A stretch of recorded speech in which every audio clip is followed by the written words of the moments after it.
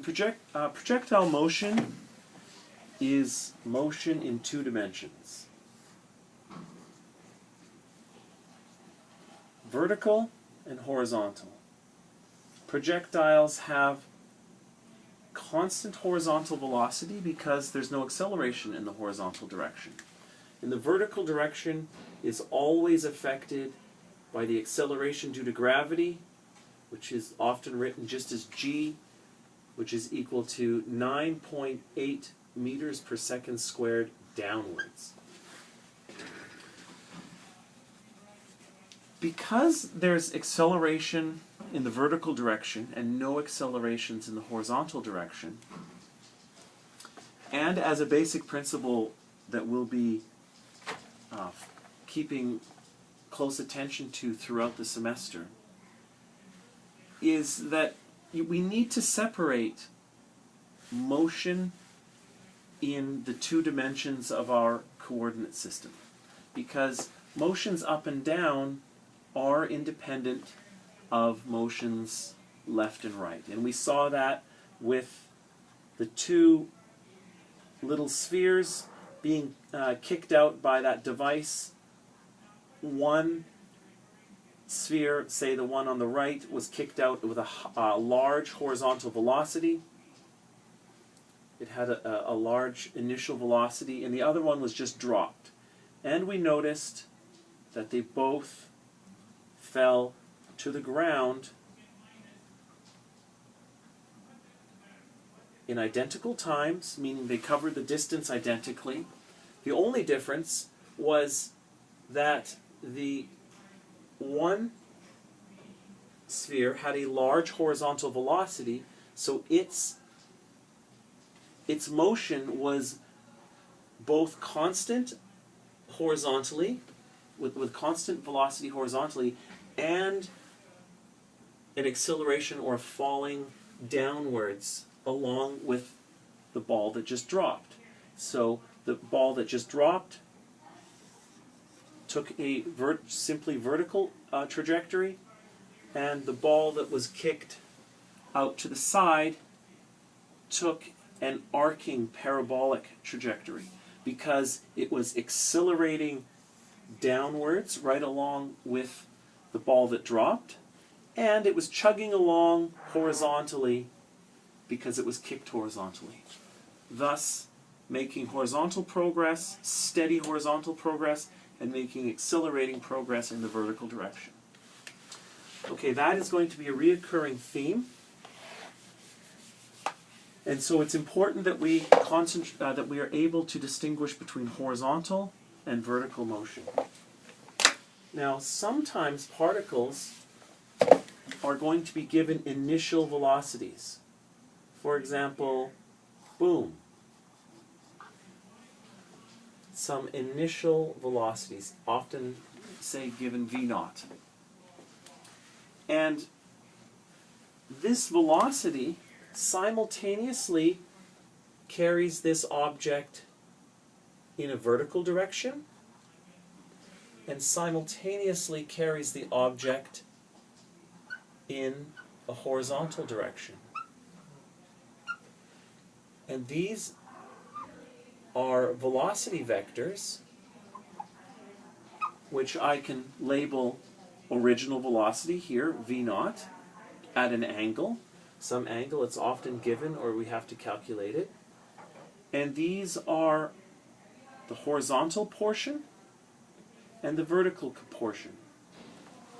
And in vector terms, the horizontal vector plus the vertical vector is equal to the original vector in vector terms, not necessarily in distance terms. Now, when we try, these are called the components of the vector, and these correspond to a geometry of a triangle.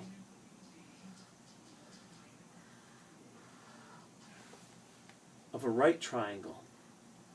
And from geometry, we learn trigonometric terms. So if we identify this as a hypotenuse, and this is an angle, the side opposite of the angle we can just label opposite, and the side adjacent to the angle we can label adjacent.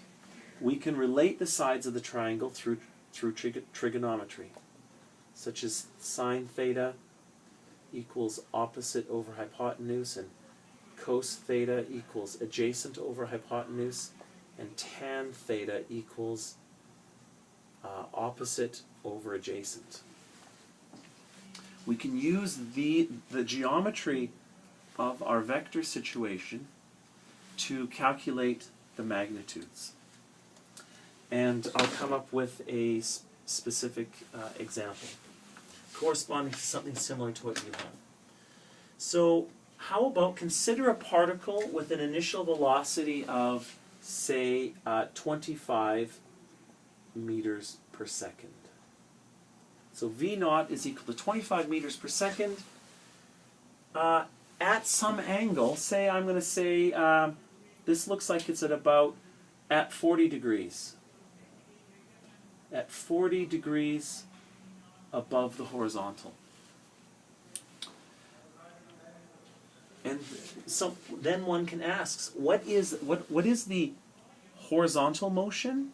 What's the horizontal velocity? And what is the vertical velocity? Well, in geometric terms, this 25 meters per second can just be considered as 25. And this angle could be considered 40 degrees. And given that the length of the hypotenuse is 25 units, I could ask what is the opposite and adjacent sides of such a triangle. So in geometric terms, I could say, well, the opposite side I could figure out by saying sine of 40 degrees is equal to the opposite over the hypotenuse. The opposite I don't know. The hypotenuse is 25, but I can quickly see that the opposite, if I multiply by 25, is 25 times sine 40 degrees. And that will be some number. Let's say it's around,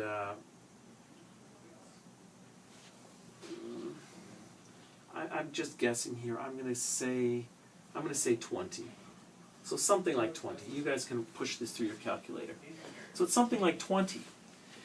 I can then translate that back into the vectors, and I could say that this is equal to 20 meters per second, the units coming from my knowledge of physics, and then I'm going to say, given a coordinate system that I lay down, I'm going to call up the positive direction, so I'm going to give that a plus.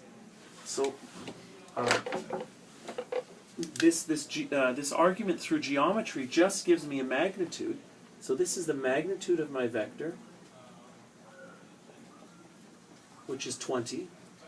These are the units. That comes from physics. And this sign is the direction. And that comes by referencing my coordinate system that I lay down. You could imagine a corresponding formula for the horizontal velocity as adjacent over hypotenuse. And adjacent, that's not a zero, that's the opposite. This is adjacent. The adjacent side would be 25 cos 40 degrees.